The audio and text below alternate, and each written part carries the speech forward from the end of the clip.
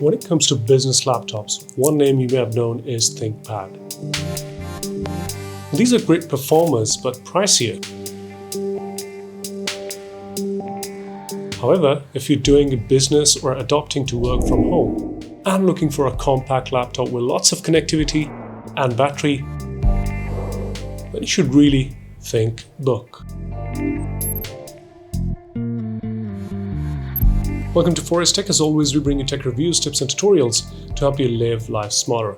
This unit is not sponsored, however provided for review by my friend at wisetech.com.pk. He has all sorts of tech deals. Do go check him out. So this comes in both variants. You have the i5 and i7 laptops that goes from 1.6 GHz to 4.2 GHz. Now it comes in that color called mineral gray. It's made of aluminium, which means it should be strong, and I think it's pretty strong. I mean, personally, I was never a fan of polycarbonate, but you gotta live with the options you have.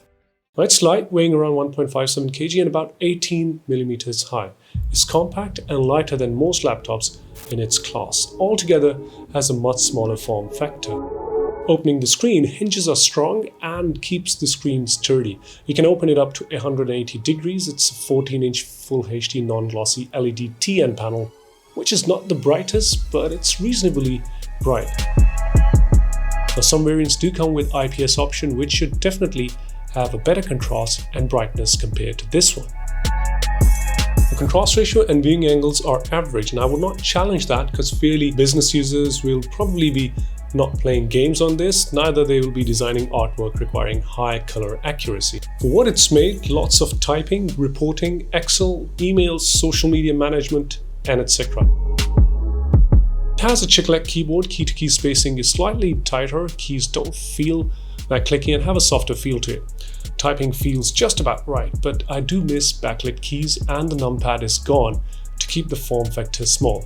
Whereas the mousepad is almost the same size from the past. It's softer, it works just about right, and clicks are obvious but not too loud to bother your colleagues. Now the best part about it is the connectivity. Get lots of ports on it. You have the conventional Ethernet port, the HDMI 1.4, USB 3.1, a couple of USB-C 3.1 ports with support for DisplayPort and power delivery for your mobile phone charging.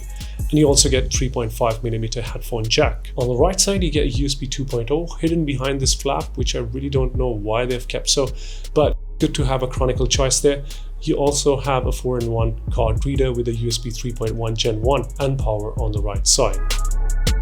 And on the top, we have a 720p camera shutter switch for privacy. Touch-style fingerprint reader is there and seems to work just about fine. Now, booting up is fairly quick, although I'm not a fan of conventional 5400 RPM hard drives, but the WDC, that's a blue drive that comes within this laptop, has a transfer rate of up to 600 MB. And that made the system performance and boot up pretty optimal. This 2.5-inch hard disk can be upgraded to M.2 SSD, and you may choose SSD at the time of ordering as well. Upgrading it isn't simple, so about 10 screws and pry opening it is required. We do have a 4GB RAM on board soldiered and 4GB on a RAM slot. This RAM slot can allow upgrades up to 20GB of total RAM. So how does it perform? For the processor, it has Intel's new Comet Lake i5-10210U processor. It's a 14nm processor which is configured to go for about 15 watts of power, unless power boot is required occasionally. Without need of a lot of power, following are some of the benchmarks that shows that we have a pretty decent performing laptop for most of your business needs in this smaller form factor.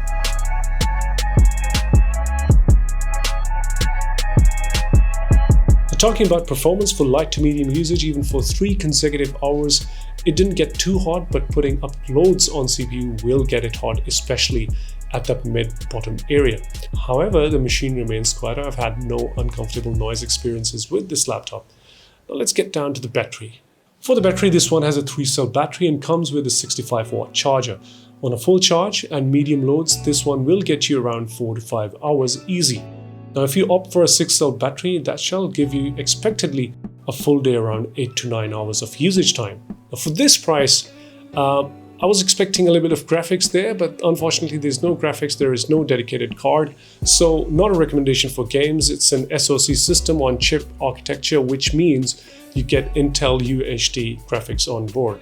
Now, technicalities aside, Thinkbook is made for business users. It's a mix of Lenovo consumer series with the business series, and I think their try has been successful up to a reasonable mark. I mean, what do business users need? They need robust, durable machine. This one is built with aluminium, has a sturdy form factor. They need a lot of connectivity options. This one has, I think, some of the most full-size I/O ports I've seen in recent laptops.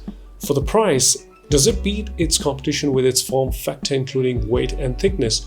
Pretty much it does, and it's not noisy. It performs pretty well with solid memory and storage expansion options for anyone's future needs. Guess I've said enough. Now you are sensible people, and I think you can do the rest of the maths. If you like what you see, don't forget to hit that like and subscribe to the channel. I'll see you soon with another video. Till again, WiseTech signing out.